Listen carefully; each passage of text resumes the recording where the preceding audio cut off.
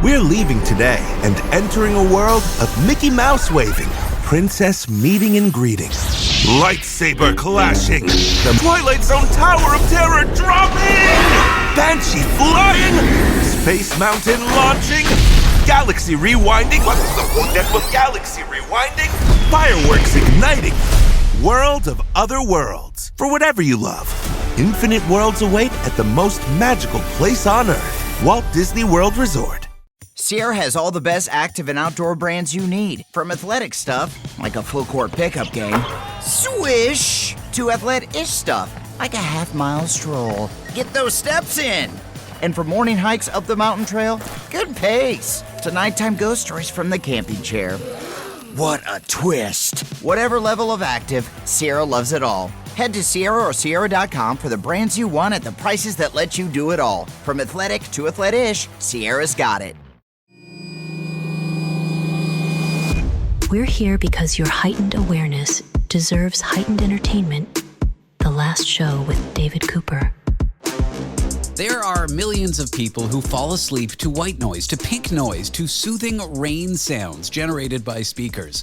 And it turns out your brain might hate that. It could reduce your very sleep quality that you sought to improve. That's according to a new study. I'm here with someone who's researched just this. He's a sleep researcher and psychiatry professor at the University of Pennsylvania. His name is Dr. Matthias Basner. Dr. Basner, welcome to the program. Thanks for having me. So let's start with this consumer betrayal. We trusted these companies that marketed these products as soothing, as helpful, as good for our sleep. What made you curious that they might not work the way they were advertised? Well, the thing is that my whole scientific career, I've been researching how noise affects sleep in a bad way, like traffic noise, for example, a plane flying over your house, or a car driving by your house, and then that sound intruding into your bedroom. So when I learned that some people would put noise sources into their bedroom to promote or help them sleep better, I said that can't be true. That doesn't make sense. So that got me curious, and I started looking into it more. And yes, there are reasons why it could help, and the main reason is masking, right? So if you have a constant background noise level and there's a noise intruding into your bedroom, the constant background noise, may just mask the other noise event. You may not be able to perceive it anymore, and then you can't react to it. So that kind of makes sense, but it could also be harmful to sleep itself. It could actually be harmful to hearing, in the long run, because our auditory system needs to recover from the strains of the day. The best time for doing that is the night.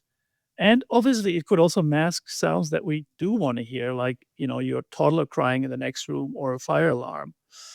So, we actually did a systematic review of the literature, and we found that, the quality of the science out there is really bad. Handful of studies, very small, mostly just asking people, which is always a problem with sleep because we're typically unconscious. We're not really aware of what's happening to us. And that's when we said, okay, we can't really conclude anything. We can't say it's good. We can't say it's bad. We need our own study. And so you did it. REM sleep. Can you walk me through why that's so important before we talk about what these machines might do to REM sleep? Yeah, so sleep is important in general, of course, and there's different components to sleep. Its duration has to be long enough. Its quality, so it shouldn't be fragmented. You have to go like a washing machine. You have to go through different stages for a sleep to be recuperative, and that also needs to be regular. So you're always going to bed at the same time, always getting up at the same time. Is important. And then there is like what we call a sleep architecture. So there's different sleep stages. There is like light sleep, there is deep sleep, and there is REM sleep, stands for rapid eye movement sleep. And these sleep stages have like kind of different functions. We also cycle through them, rhythmically through the night. The deep sleep is front loaded in the first few hours. The REM sleep is, predominantly appearing in the last few hours. And, REM sleep is very important for memory consolidation, especially procedural memory. So everything that's related to movement or doing some movement tasks, but also for emotional regulation. It is, staying emotionally healthy has also been implicated in post-traumatic stress disorder, and is actually also linked to some neurodegenerative disease. For example, If you are about to get Parkinson's disease, changes in REM sleep are an early sign or symptom that may be happening. Got it. Okay, so what do these machines potentially do to these various sleep stages?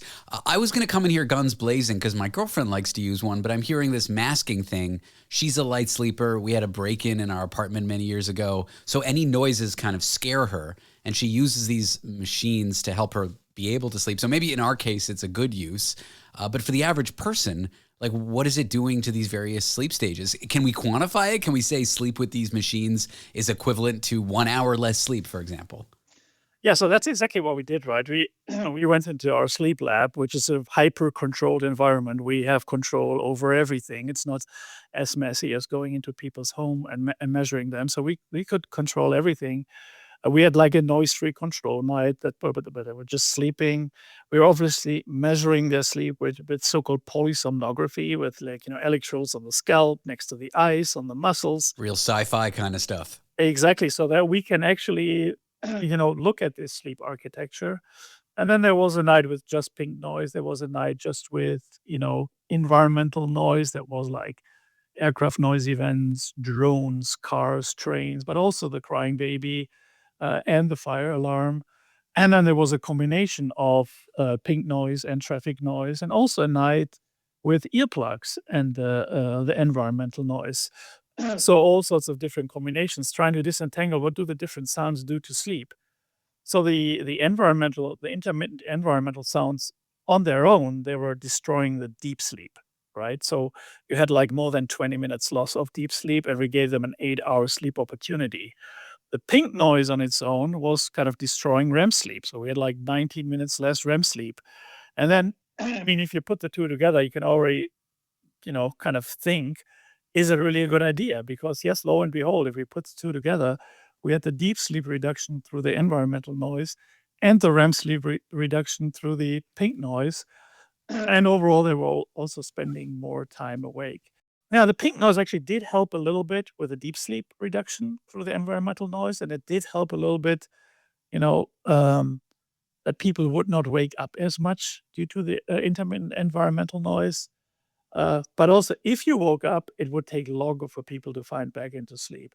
The number one winner in this study were the earplugs, because they were really working. Obviously, they had no negative effect on REM sleep, and they were actually recovering over 70% of the lost deep sleep due to the environmental noise. I'm very happy to hear that. Not only do I wear earplugs because I can't stand the noise machine we use, but also my girlfriend, as lovely as she is, she snores.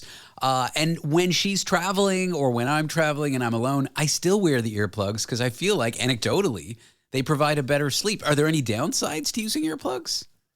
Not really. Not that I can think of. Some people don't tolerate them because all of a sudden you hear your heart beating or your stomach, gurgling. But for most of the people, when we asked those questions, they felt they were comfortable. So also subjectively, they slept much better wearing those earplugs. So right now, for those situations, I would say that is really a safe alternative to those broadband sounds like white noise and pink noise, because they don't come with a negative effect on REM sleep. And REM sleep is, again, really important for different things, and especially in young children, right? The newborns actually spend 50% of their time in REM sleep.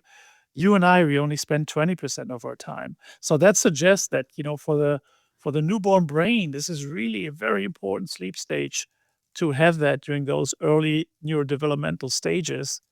And, is it really a good idea to put a white noise machine next to the crib? I don't know. We actually haven't looked into that. We also haven't looked at the long-term effects, right? This was a short-term study. So there's several limitations to our study.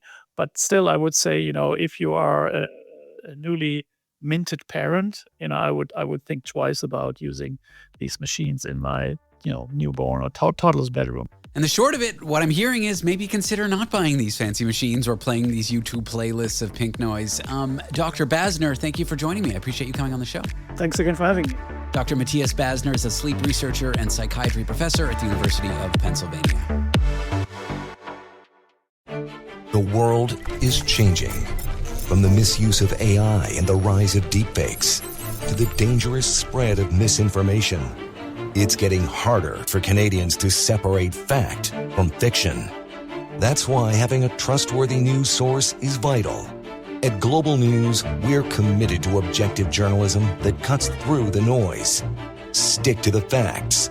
Global News, Canada's trusted news.